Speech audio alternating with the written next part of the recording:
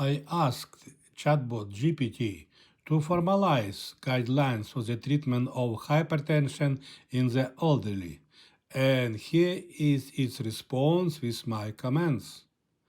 The management of hypertension in elderly should be individualized based on the patient's overall health status, comorbidities, and the presence of other risk factors for cardiovascular disease.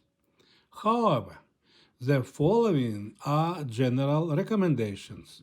All elderly with hypertension should be advised to adopt lifestyle changes such as a low-salt diet, regular physical activity, weight management, and smoking cessation.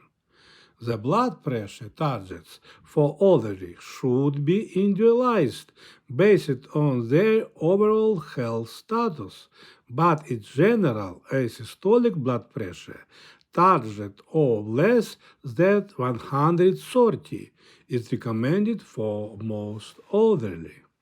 In general, thiazide diuretics, angiotensin converting enzyme inhibitors, angiotensin receptor blockers, and calcium channel blockers are recommended as initial pharmacologic therapy for elderly with hypertension. The choice of medication should be based on the patient's comorbidities and the presence of other risk factors. The dose of medication should be titrated to achieve the target blood pressure, and the lowest effective dose should be used to avoid adverse effects. Elderly are more susceptible to medication-related side effects, and careful consideration should be given to potential adverse effects when selecting and titrating medication. Combination therapy may be necessary to achieve the target blood pressure in some elderly. Regular monitoring of blood pressure and medication adherence is essential in order to ensure that blood pressure is well controlled and to detect and manage adverse effects.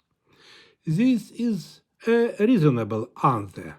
One important takeaway I would like to emphasize is that the target systolic blood pressure is less than 130 cannot be a golden rule.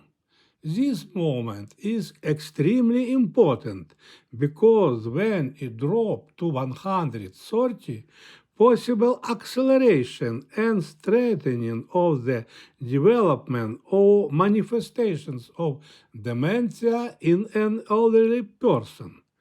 I would change the order of listing the named groups of drugs, placing CCBs after thiazide diuretics. I also recommended beta blockers to those who have high blood pressure accompanied by tachycardia. Everything else is more than perfect. Thanks for likes and sharing.